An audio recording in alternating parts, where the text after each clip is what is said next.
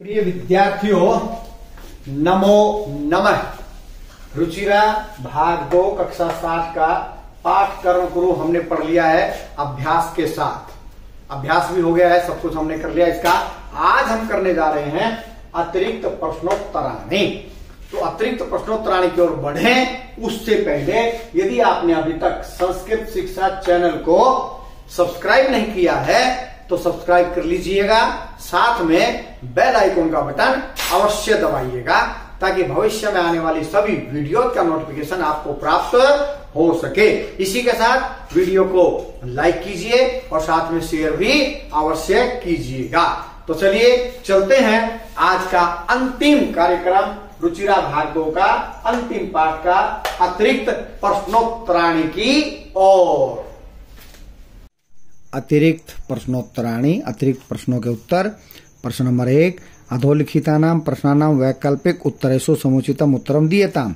नीचे लिखे प्रश्नों में से वैकल्पिक उत्तरों में से उचित उत्तर दीजिए। जो ठीक है वो देना है हमने। कुत्र कौशलम योग है, तो कौशलम कहाँ पर योग है? गृहेषु, क्षेत्रेषु, वनेषु, कर्मसु। कर्मसु, कर्मसु कौशलम। क्रोधात् क्या भवति? क्रोध से क्या होता है? मित्र है, सम्मोह है, शत्रु, द्वेष है, सम्मोह है। क्रोध से सम्मोह होता है। अन्न है, कस्मात् संभव। अन्न किससे उत्पन्न होता है? यज्ञात्, पर्जन्यात्, कर्मात्, क्षेत्रात्, पर्जन्यात्। यज्ञात् क्या भवति? यज्ञ से क्या होता है? कर्म है, अन्न है, पर्जन्य, पूजा, पर्जन्य है। ठीक है जी। आगे गीताया उपदेष्टार है के? गीता का उपदेश देने वाला कौन है? अर्जुन है, श्री कृष्ण है, कवि भगवान विष्णु श्री कृष्ण है। गीता का उपदेश किसने दिया? श्री कृष्ण ने। तो चलिए आगे बढ़ते हैं प्रश्न नंबर 2 की तरफ। क्या है प्रश्न नंबर 2? ध्यान दीजिए।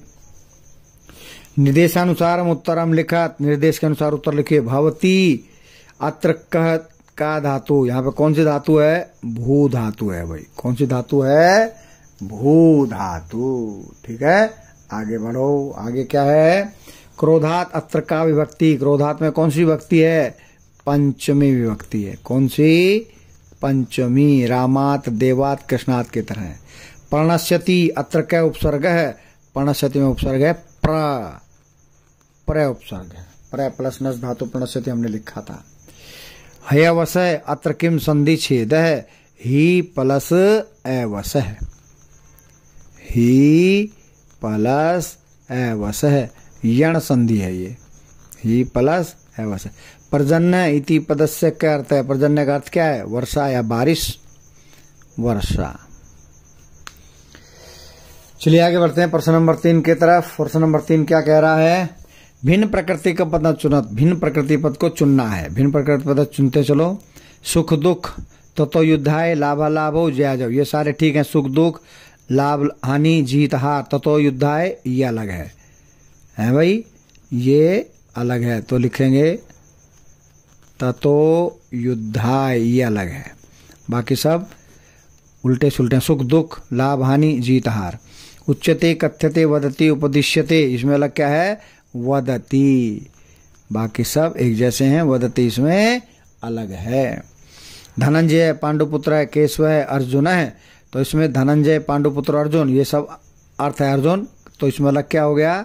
केशव, यानी कि श्री कृष्ण इसमें अलग है। बाकी सबके अर्थ क्या है? अर्जुन। क्रोधात सम्मोहात प्रणश्यति बुद्धिनाशात। क्रोधात सम्मोहात बुद्धिनाशात एक से हैं, पंचमी भक्ति के रूप हैं, जबकि प्रणश्यति है धातु, इसलिए ये अलग है। तो इसको अलग से निकाल देंगे। प्रणश्यति ये अलग निकल गया। तो चलिए आगे बढ़ते हैं प्रश्न नंबर 4 की ओर। प्रश्न नंबर 4 में क्या लिखा देखो। मंजूषा है विलोम पदानाम मेलनम करोत। मंजूषा से उल्टे शब्द लिखने। ये है मंजूषा, ये है पद। तो वही दुष्कृतम, अलाभव, दुखम, अजयव, अकर्मकृत। सुखम का क्या बनेगा? दुखम। सुखम के सामने क्या लिख दें? दुखम। जयव, जयव के आगे अजयव, उल्टा लिखना है। जयव, अजयव। कर्मकृत, अकर्मकृत, उल्टा हो गया। अकर्मकृत, कर्मकृत, अकर्मकृत। लाभव, अलाभव, उल्टा लिखना है। लाभ, अलाभ, तो लाभव, अलाभव। सुकृतम, दुष्कृतम, सुकृतम, दुष्कृतम। तो ये सब ने हमने क्या लिख दिया? इसके विलोम पद। चलिए आगे बढ़ते हैं। आगे क्या है जी, पढ़ते हैं। अधोलिखितान श्लोकान पठित्वा प्रदत्त प्रश्नानाम उत्तरम एक पद दीयताम। नीचे लिखे श्लोक को पढ़ करके दिए गए प्रश्नों के उत्तर एक पद में लिखिए। क्रोधात् भवति सम्मोह, सम्मोहात् स्मृति विभ्रम, स्मृतिर्भंसात् बुद्धिनाशो, बुद्धिनाशात् प्रणश्यति। क्रोधात् क भवति, क्रोधात् सम्मोह भवति।